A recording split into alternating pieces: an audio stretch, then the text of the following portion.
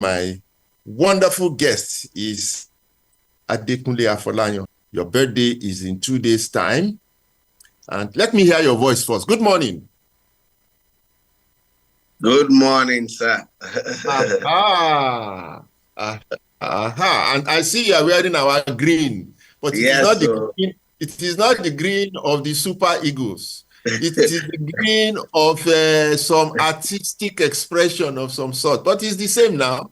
There should yes, be so, and it has collaboration. Nigeria written on it, so that's the important thing. You see, that's the essence of our conversation this morning, to Yeah. find a collaboration between what you do and what I do. Yes, sir. Two giants of the art world are in conversation this morning. Once again, good morning. Good morning, sir. And let me take the liberty. Stop this sasasa now. Which club do you support in Nigeria and in the rest of the world, in Europe and so on and so on? Do you have a Well, club you I support? Super Eagle in Nigeria.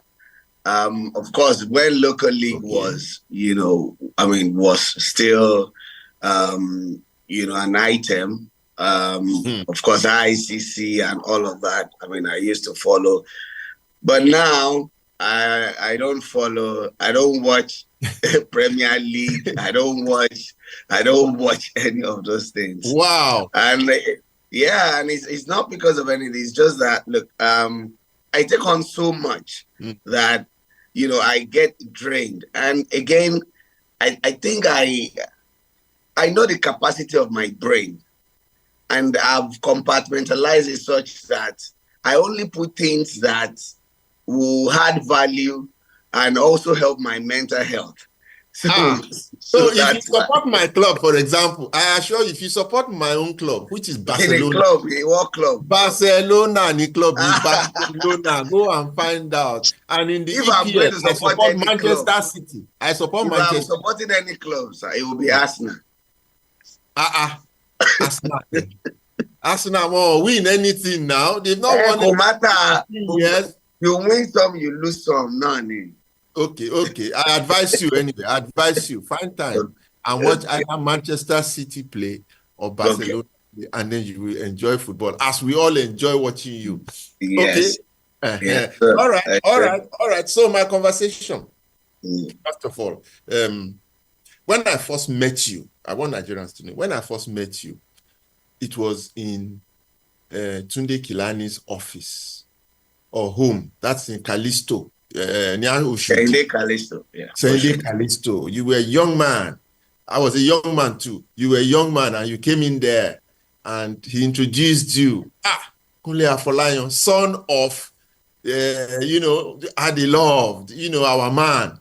And, after that, I saw that you were with him because Kunle, TK is my good friend. And we see every day we used to see each other. And you were with him for, and I was wondering, I asked him if you were taking after your father. He said, that's a natural thing. Look at their faces. One is an Ashewo, but we don't know whether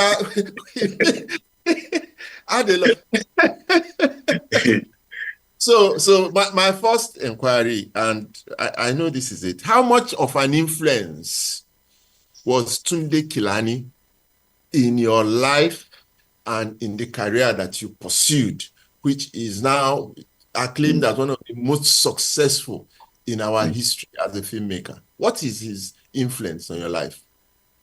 Thank you very much for that question, sir.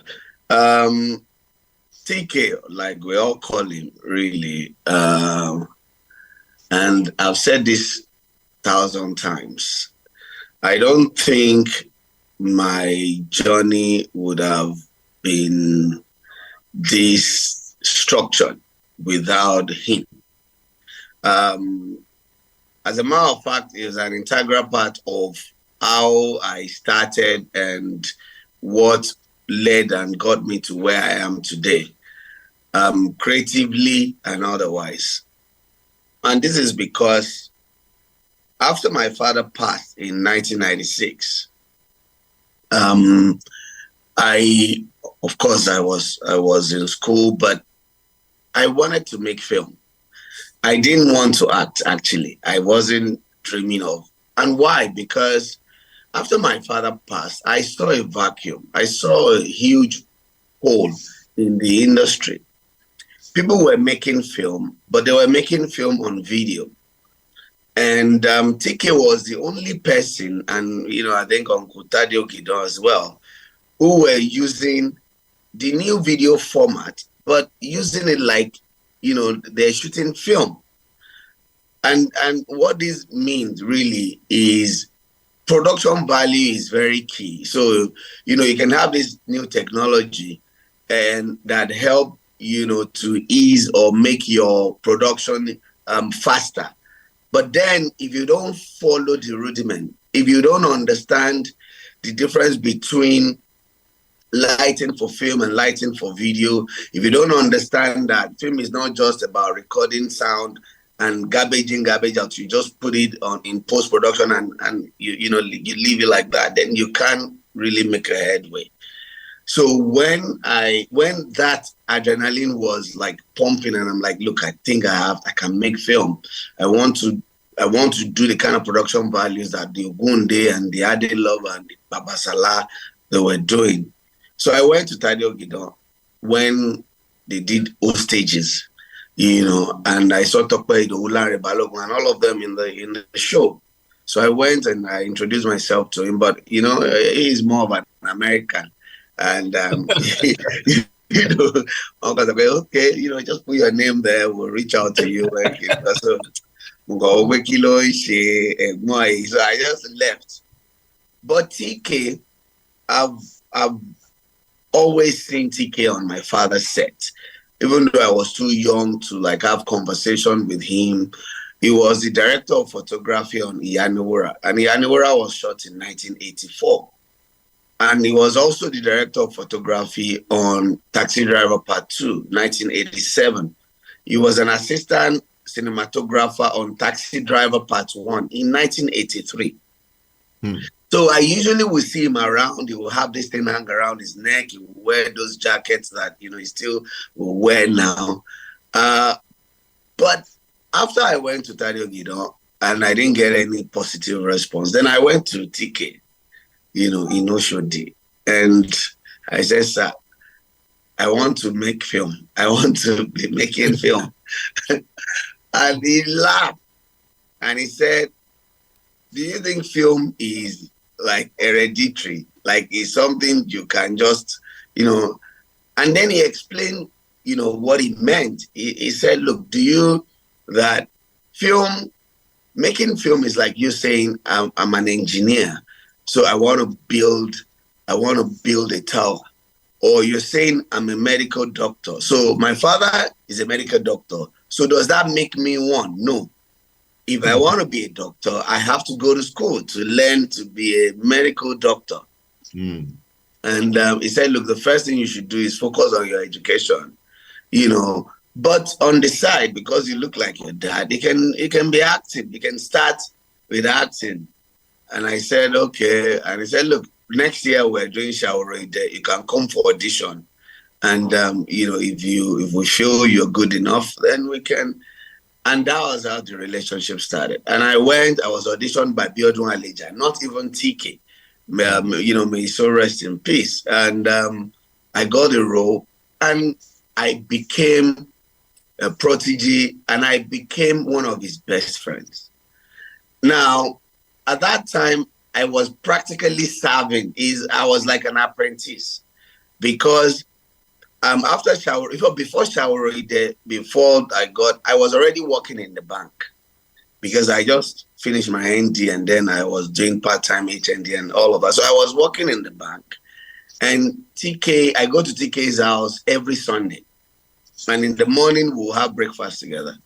Now, during this process, all we talk about really is cultural values, film, Yoruba as a nation, and all of the values that come with who we are. And, and these are things that help to shape my mind, especially when it comes to values. To say, look, Omolua, I call Omoluabi because Omoluabi means this, you know, you can't go out of it. And that's up till today, I held on to that, you know.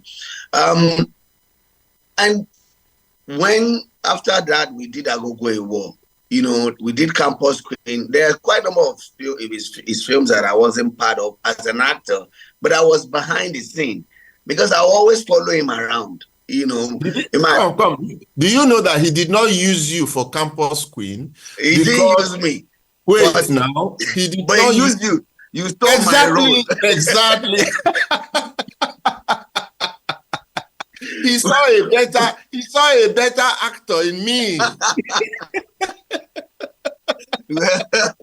And he said, drop that Kule, my friend. We have a better actor. Okay, go on. Well, I won't dispute that. It's okay. But it will let you say, okay, we want to for you dear. You did not give me Kule. Look, I don't know what your problem is. But do you know I've challenged you every time. And I've acted in 3 movies now, 3 solid movies, and you know how solid the movies are, and you know how they have promoted the global. You've never invited me. Are you jealous?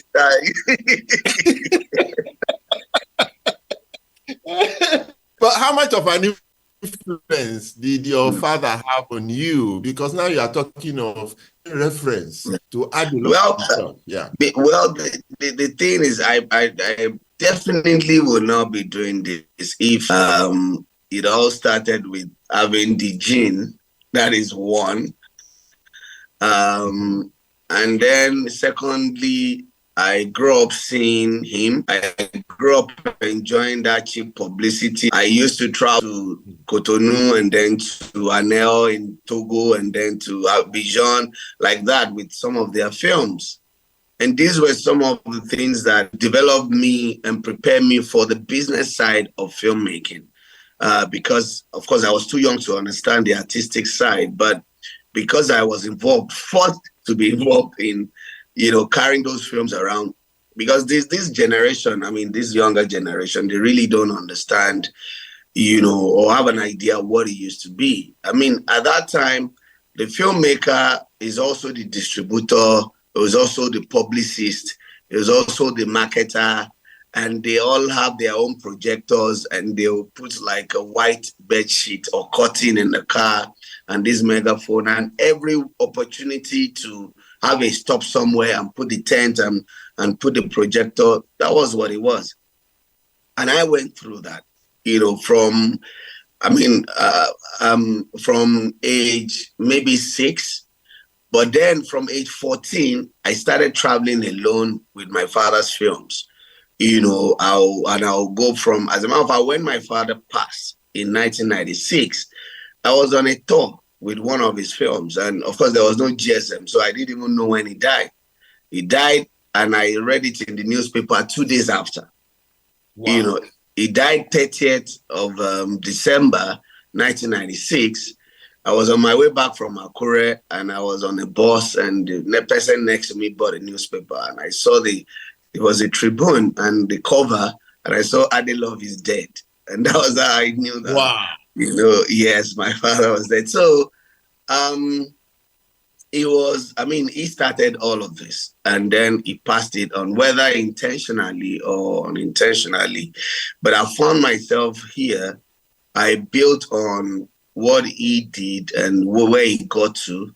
And because technology changes every day, so what we do is not a kind of job where you say, oh, okay, in those days, you know, they read this book and that book. No, technology evolves.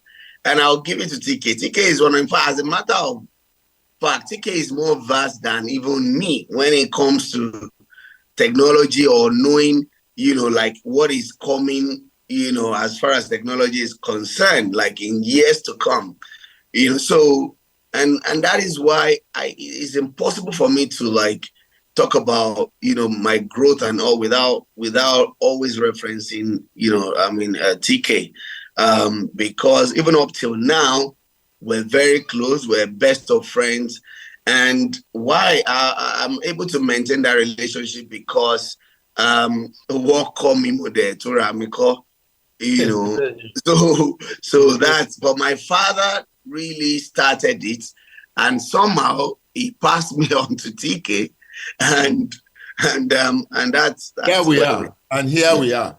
Mm. Now, this is something of tremendous interest to me, and I want you to listen. After this, we'll go on a break, but I Okay. want you to listen to this. You know, I have always looked at the most powerful country in the world, America. Mm. I know that they are the most powerful because they have sold their culture to the world, and their culture is driven by entertainment. Mm. And entertainment is about film, it's about music, it's about their fashion, it's about their sport, it's about that whole entertainment industry which is driving culture. And of course, all the added value, economics, and so on and so everything is around it. So, Mm. so that is America. And here we are in Nigeria. Okay, our music is now uh, stratospheric. It is high up there. We are running Nollywood, which is the second biggest film industry in the world.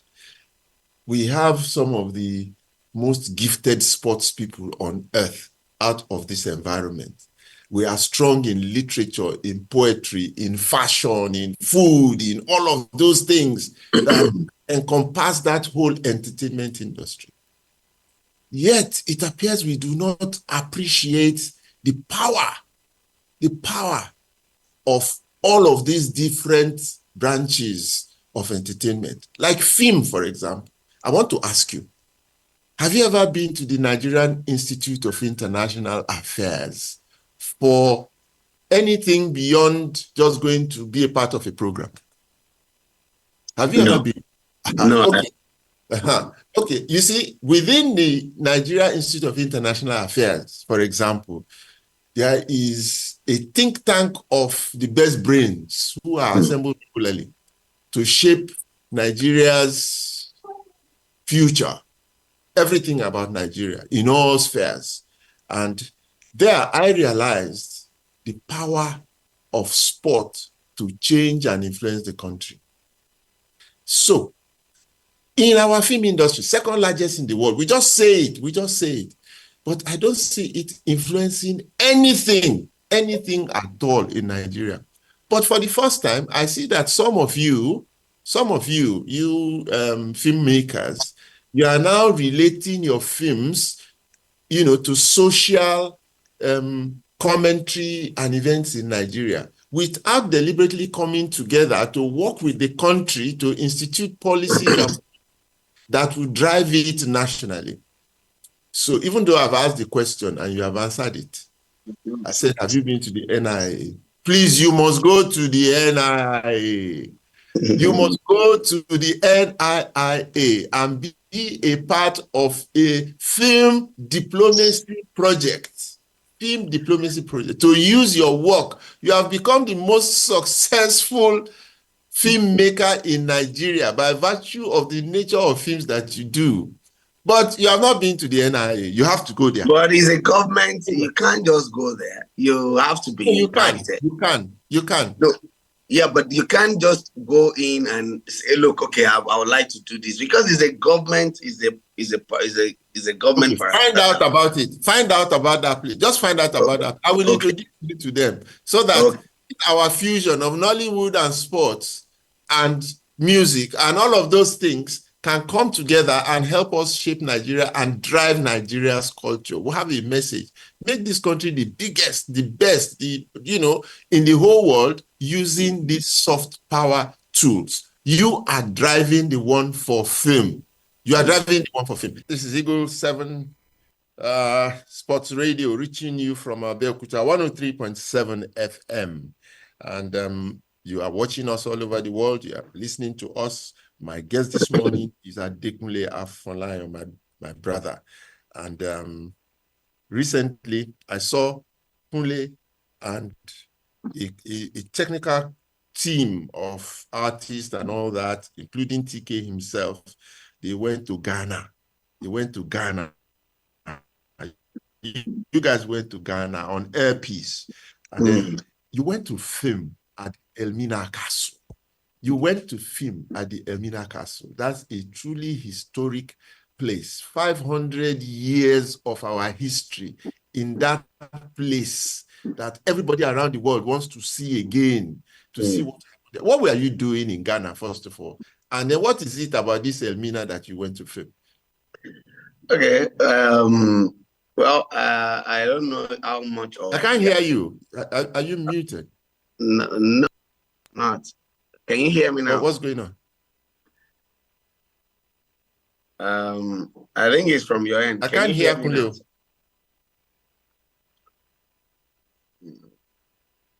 Can you hear me now, sir?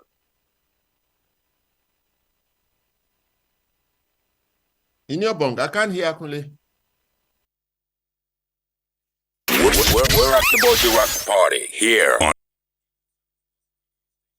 So, I don't know how much of the Anikulapo journey you have followed or been following. No, but, I have, of course, I have. So we did the film and then we did the first season of the series. But I've always said in some of the interviews I've done that the Anikulapo story is not only going to cover or tell the story of Yoruba people and Oyo Empire. No. The Yoruba people and the Oyo Empire, have been doing, trade, inter-trade and all of that with other countries.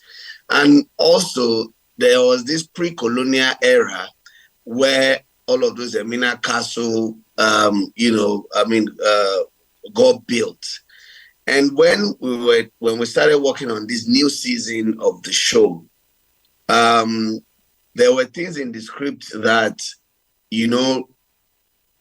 really there. As a matter of fact, there is a character that, supposed to be from like Nupe, and all. And whilst I was reading, I felt, look, why can't I bring in like introduce a relationship with the other African countries, especially, country like Benin, like Togo, like Ghana and all. And somehow I found a way to do that. But the Emina part, the script originally says Ajashe in Port Novo, the slave port. But then I checked around, I sent someone to Ajashe. As a matter of fact, I went there myself, and all the slave ports in Nigeria, Benin, they've all been altered. They've been remodeled. And then I went online and I've been checking for where we still have, slave ports that still depict the period and all. And all the ones I was seeing are in Ghana. And then I took a trip to Ghana, to go and even look at these things before committing to it. And I saw it and I'm like, look, we have to change the story to actually this place. And I went around, I took a tour. So the tour guide told us all of the stories and I read more, because whenever it is that I'm embarking on any film, and I feel that there's need to like do a bit of research around certain aspect of the story, I'll always take my time to do that. And then I also now I was in Cannes in May, and I met the CEO of the Ghana National Film Authority Ghana, and they were so open to such collaboration idea. And we went ahead and then we made it happen. But I can categorically say that aspect of the shoot really had so much. It was worth every time and every penny spent, to make it happen. Apart from the partnership with Airpiece, we couldn't take all the crew on the plane. So some people went by road. And I remember that during the last AFCON match, yeah. you also went by road to Abidjan, which is even farther. Yeah. So So it was quite an experience for the different team, those that went by road and we that went by, and I went there with about 70 people. And then we got more crew, yes, from Ghana, and then we got cast from Ghana. And the project actually embraced about more than 1,000 people. And we filmed for like 50 days, like 2 months actually. Wow. Yes. Wow. You are doing for the black race. Look, what you are doing for the entire black race is more than you are even imagining now. Because that connection, for example, between the Caribbeans, the Americas, South and North America, the peoples of those areas, the diaspora and Africans, and those of us who are along the West Coast, that connection has been missing for so long. And one of the links is that Elmina Castle, that place. And beyond that, as we even drove to Abidjan, we found out that there were other places, other ports that still exist, all the way to Dakar. Yes. And those are where you will actually find the true history of the black race. And our brothers and sisters are waiting for that connection. And I just want to thank you again. Thank you, because you are unearthing something. You've unearthed so many things. So let's go into your own story, in film and in film generally. Which is it that you love the most? The acting part or the production part? Now, because as an actor, I see the intensity with which you take your movies. And then when it comes to the quality of pictures you are doing, now you have taken it to another level. Nigerian filmmakers can't compare anymore. You tell us the secret. What are you doing that others are not doing? Well, I think it's really paying attention to details and being consistent. I always believe that, and of course, Tiki and some other people around me can testify to it. I don't see myself as a matter of fact, when I look at all of the films, well, I'm fulfilled. I mean, I feel happy that, God gave me the wisdom and the ability and the gift, to be able to make those films. But if really and truly you are a creative, you hardly will have peace.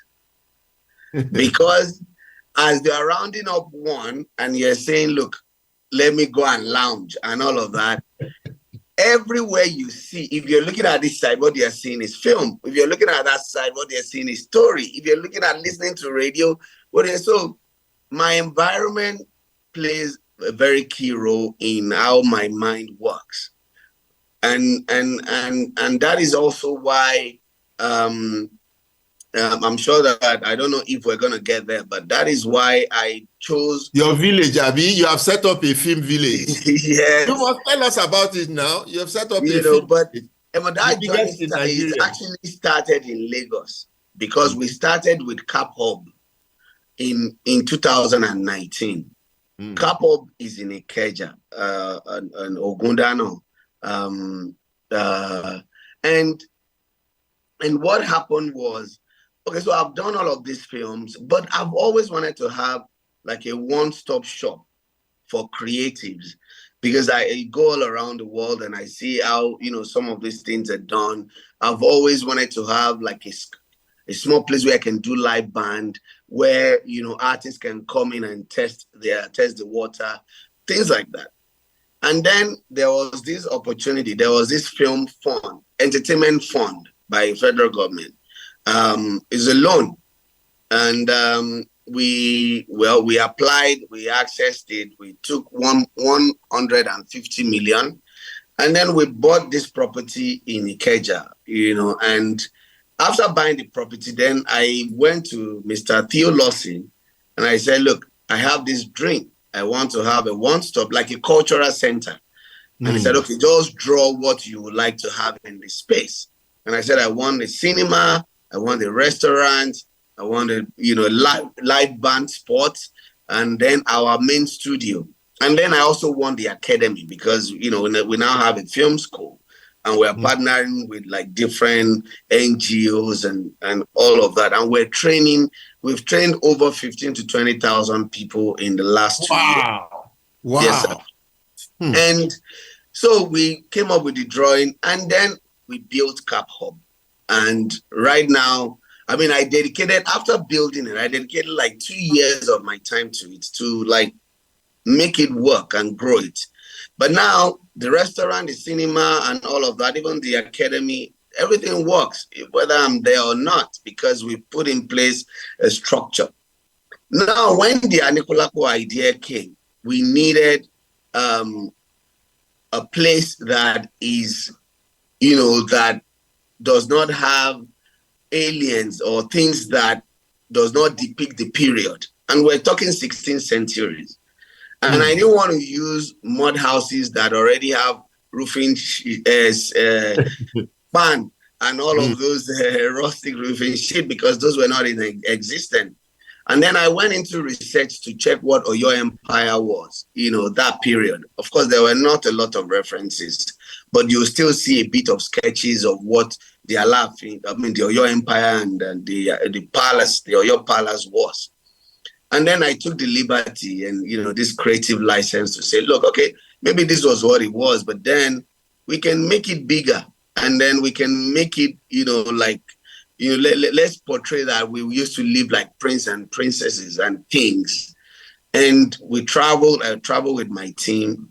And the first place I went, I said, look, when I used to go to Komu, which is where my mother is from. Komu is in Itesiwaju local government of Oyo State, after Isei. And I remember that there were hills and mountains. And I remember I would go with my grandmother to go and wash clothes on those mountains. And then I took my team, I said, let's go to Komu first. And on our way, I saw this area that is like against the backdrop of like a mountain. And we stopped there. Now, before you enter Komu, there's a town called Ibojai. But that area, there were 3 towns. So Ibojai, Komu, Babode. So when people when they want to call one town, they don't say, I'm going to Ibojai. They will say, I'm going to Ibojai, Komu, Babode. That is how they, in fact, their schools are Komu, Babode High School, Ibojai, Komu, something. So there's that, like relationship. Yeah. So I thought, look, this was and then the spirit led, and I felt this was it. And then we got this, managed to get this, land, the property, and we started building. And right now, as we speak, in 3 years, we've managed to build like studios, sets, and we also have hotel. Right now, we have about 70 rooms accommodation. Wow. Even though we are not officially open yet, because we don't have power. We've been running on diesel and all of that. So not until we have... Welcome to the club. Exactly. But I'm not really, this is not about wealth acquisition. It's not, no. I think it's because I am built to do this. Because building that place has helped to even like restructure that entire environment. The kind of people, the amount of people that now do businesses, and whenever we're filming, we have like 1,000 people on set. We saw some of the food items from the area. The indigenes are working on the project, and all. So this is adding to humanity. So creative is one, yes. But then I believe that I like building things. I like establishing things that will outlive me. I like building things that people, when I'm gone, really. Whatever they do with it. But my works, especially my films, will stand the test of time. It's like TK's films. Those films are studied in universities, not only in Nigeria, but even abroad.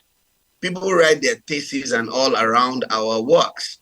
And sometimes I'll say to my children that, look, I've done my own. All these physical structures, they don't mean anything to me. But some of those content that we have done will outlive us. Generations and generations and generations will feed, on those works. So meaning our name will be there for a long time. So I'm not in film because it's an easy way out, or because, there's money there. No. I'm there because I think I'm positioned there. Is there money there? Is there money there? Well, there is money there. But I've always said to people, in fact, TK will always say, "Kole báwo ló ṣe máa máa yáwó báyìí? Báwo èmi ọkùnrin mi ò lè ṣe owó kó máa máa." Because I've always made my films using loan. And when you do, it's a high risk. And I started doing this when we didn't even have any form of distribution, any structured distribution. No. When I did the Rapada, I sourced for money here and there. And then I went to Silverbird to beg them, because they usually will screen only Western film.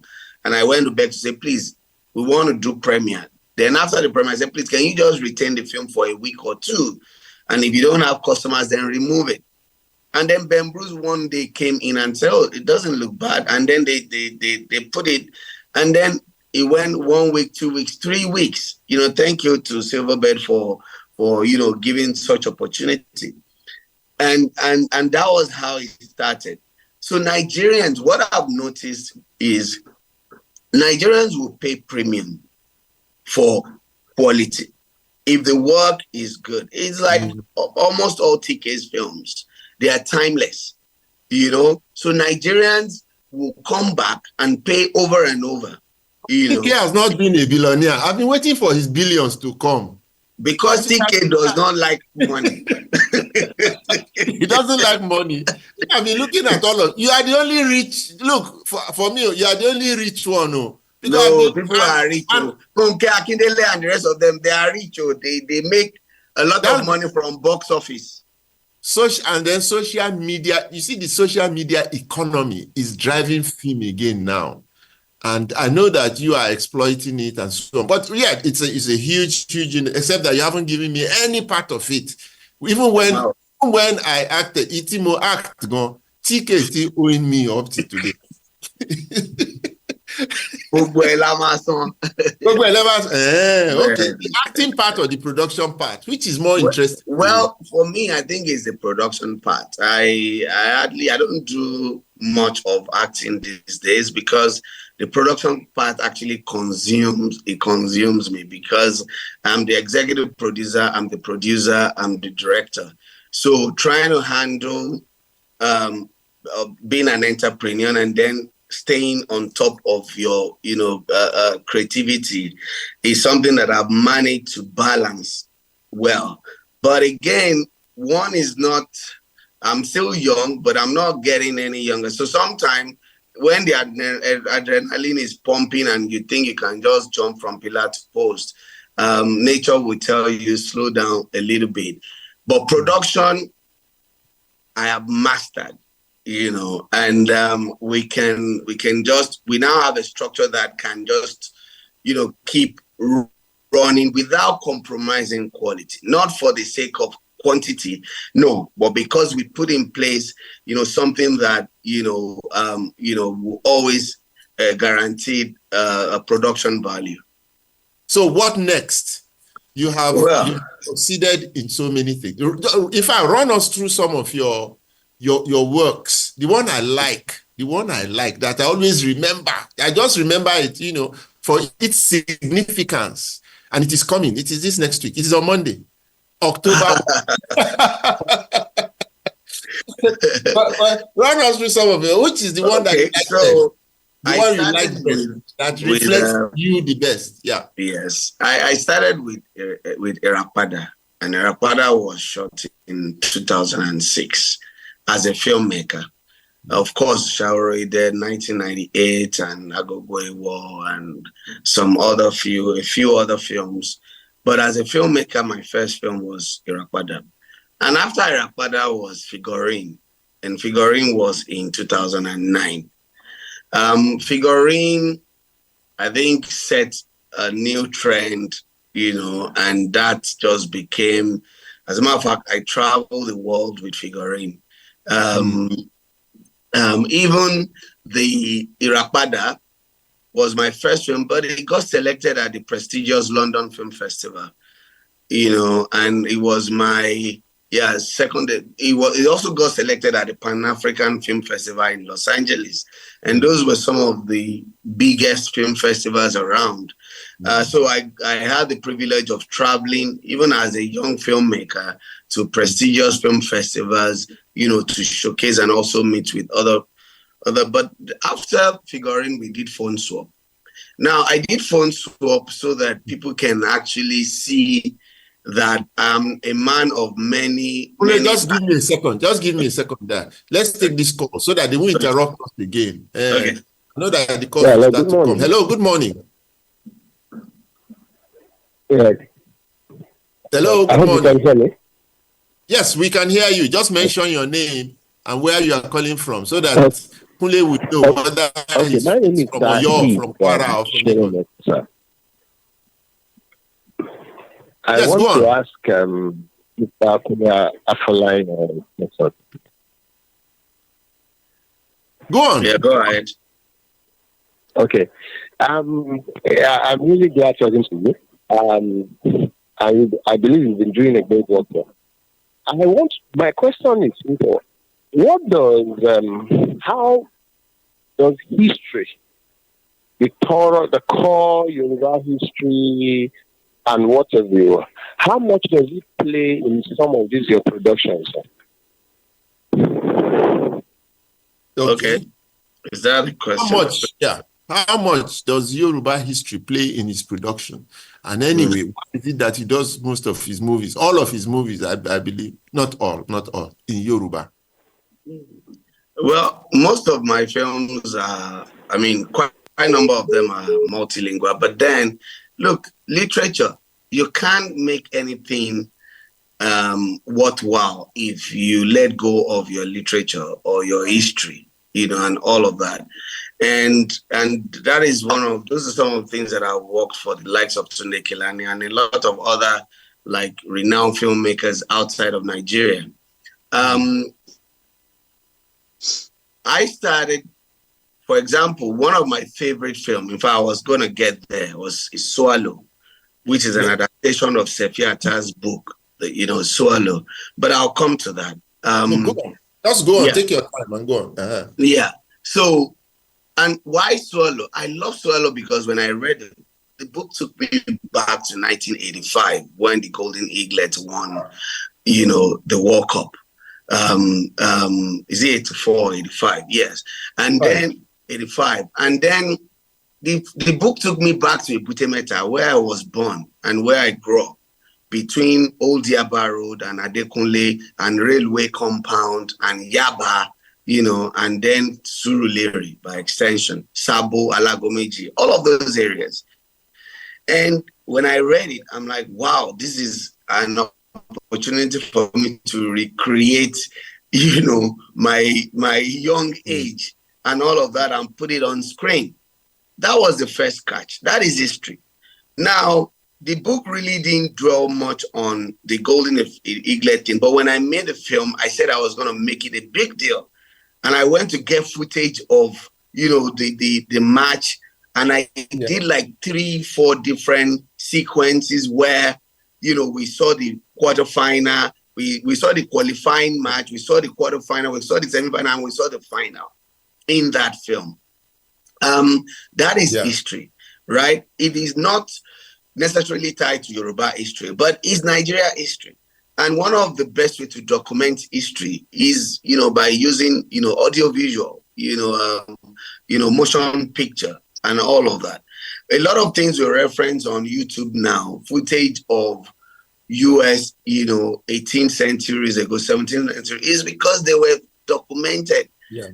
But hardly will you see anything of Nigeria, even shot in early 90s that is still, except those that you source from the UK or the US and all of that. But Anikulapo was called Yoruba thing. And the idea came from my interaction with Baba Ifayemi Elebu. And we were talking, and I was saying, why did you stop Ifeoluwa Asorodayo program? And, and that led to something else. And then he told me the story of the Eyakala and the Saro and all. And that was what gave birth to the Anikulapo. Now, it's one thing for you to have an original idea, but you can't just go, get a lot of money and say, I just want to tell history. Who wants to listen? Nobody will watch what you're doing. So it has to be a blend of that and some other things. But one thing, if you look at all my work, one thing that I'll always factor it and I would never will compromise are those values that we have, one as human beings, and then, as Nigerians, as Africans, and then as Yoruba. And everybody, people have their people choose their path, and people like, what they want to be remembered for. And those are some of the things that I want to be remembered, for. But really, even a lot of the films that are out now, most of them are tied to history. What's it called? Lateef Adedimeji did Lishabi, which released on Netflix yesterday. Is historic, Now, how much of Bolanle Osinbita did House of God, that's also Yoruba history. But how much of the real history is there in some of our content? So you can't, sometimes people say, but that was not how Basharano died. Or that's not how. Well, as an author and a creative, sometimes you have this license, But you are going supernatural. I read somewhere. You are even now transcending. You are going beyond history now. You are going supernatural. Which one is this supernatural? Is it like Amos Tutuola's, book? You remember it? Yeah, but that one. All them Baba, what's it called? Ogbo Jordan, Ogbo Rumole, Fagwa, and the rest of them. They've gone supernatural things now, so they pass it to us. Tell us about the one you want to do, because in Wasimi, that's where my uncle Amos Tutuola did his own Land of 1,000 Demons. Then he used Wasimi as the background, and I am in Wasimi now. Come to Wasimi and do all your supernatural magic. We're coming. No, but tell us about it. Tell us about this.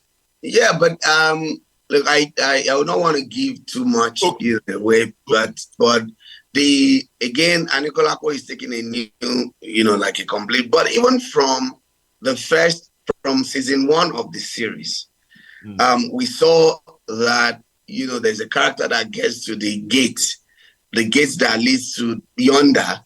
And then he was turned back to say, hey, look, go and finish what you started.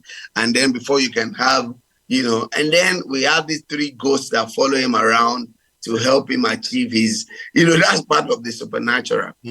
But I'm always saying to people that really, film is actually spiritual. Filmmaking is spiritual. I'm not sure how to explain it to you. You create magic. You create the impossible. Things that are not possible, you create. Exactly. So you are either in it, or you can't say, oh, I'm one leg in and the other leg out. You really have to be in it fully to actually and then allow universe to feed, or do his part. But out of all of my films, the ones that really set new trend, Figurine did. Then October 1, also just took things to another level. And then, Anikulapo came. But Swallow is a film that I'm really I'm biased. I will look for it. I've not watched it. I will it's on Netflix. I will look for it today. We managed to recreate Broad Street 1985. So you can imagine in this age and time recreating, stopping traffic and shutting down that entire Broad Street just to shoot a film. And we made that happen. We got about almost 100 vintage vehicles to fill the road, and recreated the entire Broad Street in front of that bookshop, the bookshop house. So you should watch it, sir. I lived through that time now. I was in Lagos and I was shining like 1,000 stars at that time. I And know. even if you came to Broad Street, you would stop for me to pass, my friend. Yes. Anyway, I've been having a conversation with Adekunle Afolanyo. So just take me into the future for you now, because Well, the future you are for, accomplished. You are yes. accomplished now. We know that you are accomplished. Well, So what next? well, well, it's legacy, and I already started that. We have an academy where we train, the future of tomorrow, those that will take the story to the next point.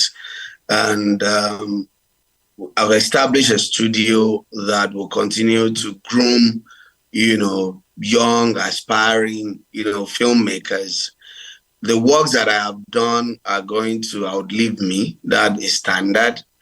We built this resort and within the resort, I'm building my own personal space so that at least most times when I want to cool my head, that is where I'll go to.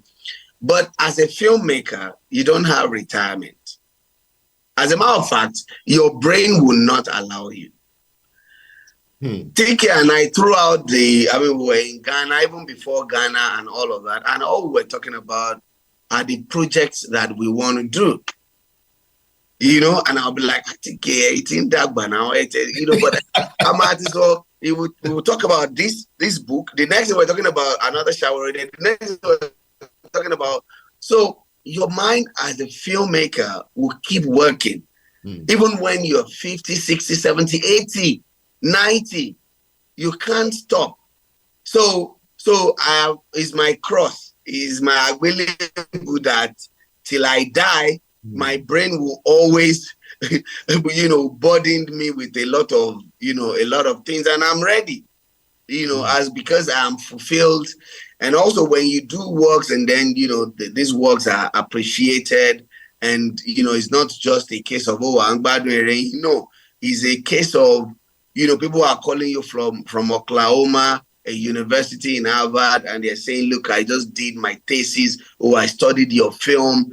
People from China, some people, and we've also started stage play in Cap Hub.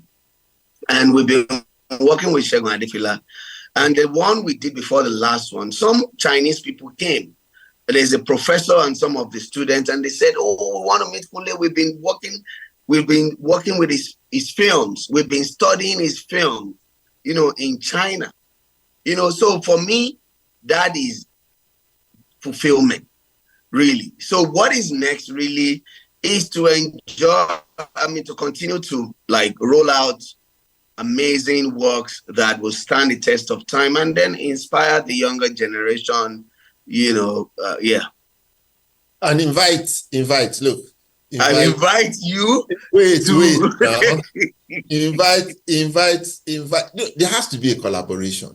You have to bring everybody. Look, you are a rallying point. You are becoming a rallying point. You have set up this village that all of us should gravitate to, because that is the epicenter of our arts, creativity. You should bring us together. Bring all the sport. Bring JJ. Bring Kanu. Bring Ashake. Bring bring all of those people into the gathering. When your next movie, the next movie that is coming out before the end of the year. I know one is coming out before the end of the year. Yes. All those stars, and let us start to harvest. First of all, let's invest, and then we start to harvest the power of all of you in the creatives, so that we can create our own economy and become very, very big. So my last two questions. One, the one I asked at the start. When is my own? When you must say it publicly. The whole world will hear. The whole world will hear. Next one, in front. In fact, front line, front of the camera. Cover of the movie. No. Now you are not serious. You see, now that's my problem with you. Now you are not serious. No, but I think the first thing is you need to come to Cap Village. We need to, even if it's just a weekend, let's sit there. I'm going to be there this weekend. My birthday. I'm not doing party, but I will just be there. Because it's calm. I will come. No, not the Ikeja one. No, the Cap Village. Ikeja is Cap Hub, and Okay, you the haven't Cap been to Village is Cap in Hub. Lekki area, Abi. No, which one? Okay, which one are you inviting me to this weekend? I'm inviting you to Oyo, the one in Oyo. Ah, Ben, no. in Dema Drive, you drove all the way to Abidjan, and crossed 4 borders before getting there. And the one in Oyo, I think has been there several times. As a matter of fact, from Abeokuta is 2 hours. But I will have to buy fuel.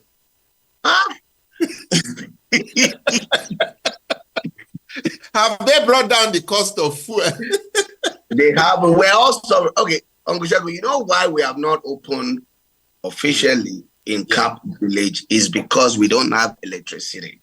The government of Oyo State donated transformer and all of that to us, but that community does not have light.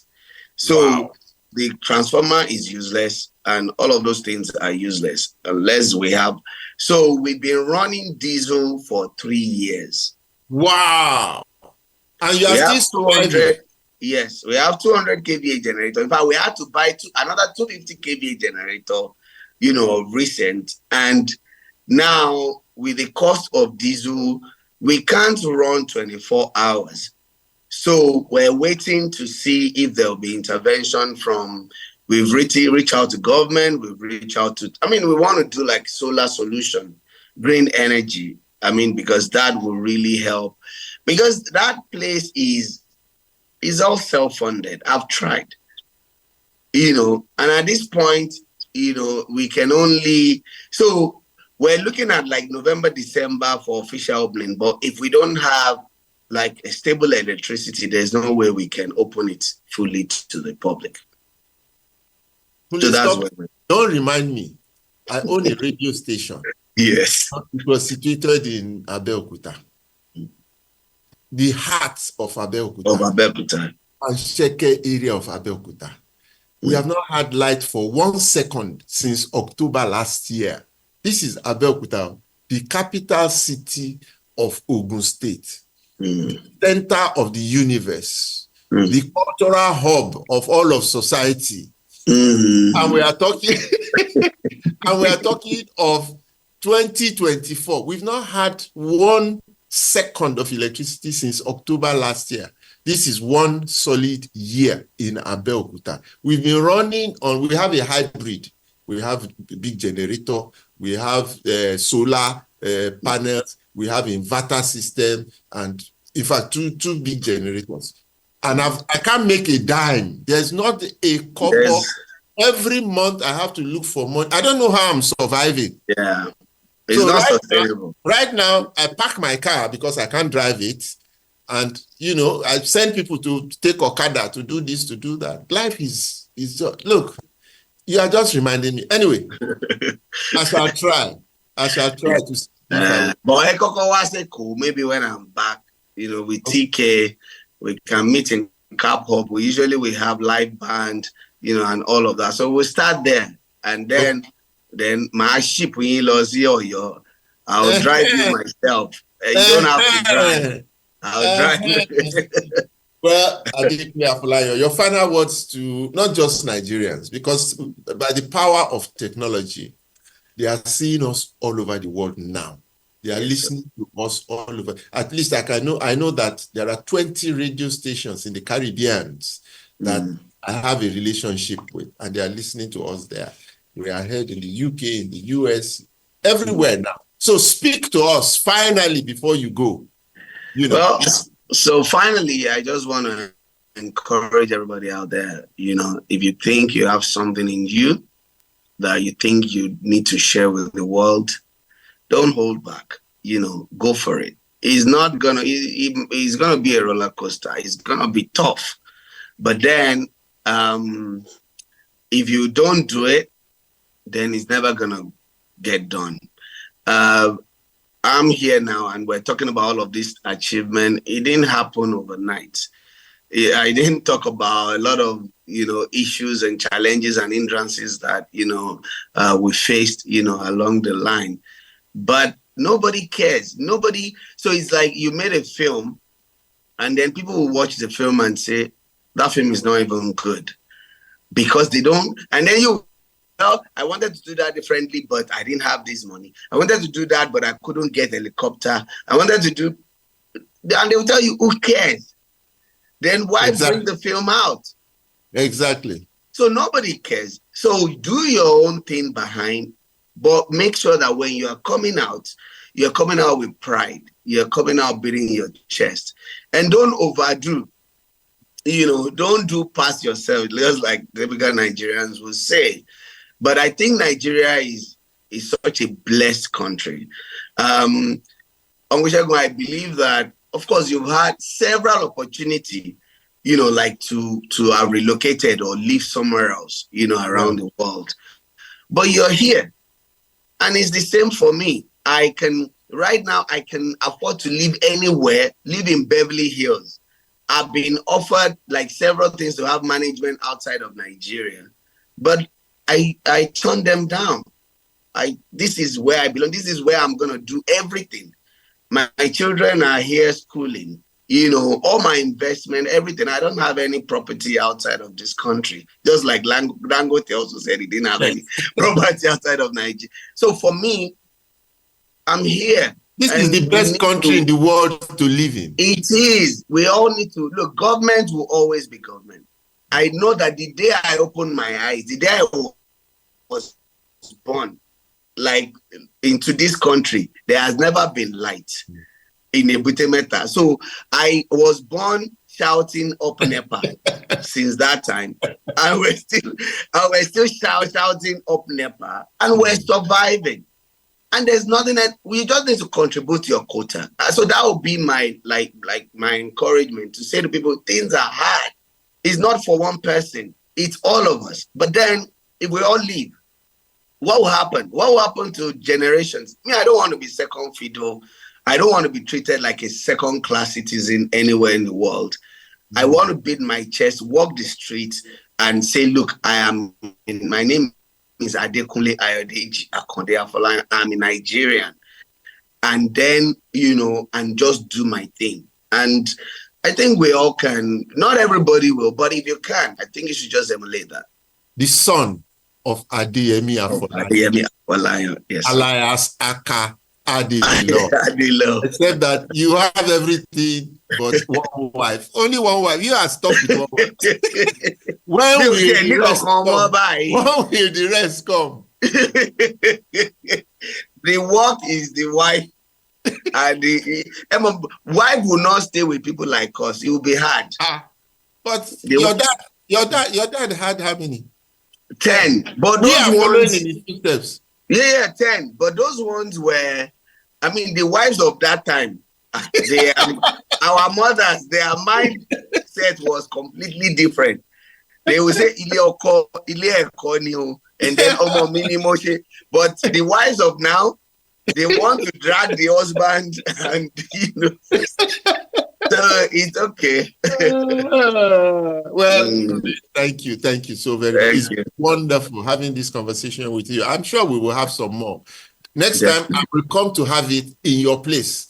Using your own radio and television station. I know those two are coming too for you very soon. Yes, they are. I will come there and be yours. So thank you very much. It's wonderful having a conversation with Adekunle Afolayan.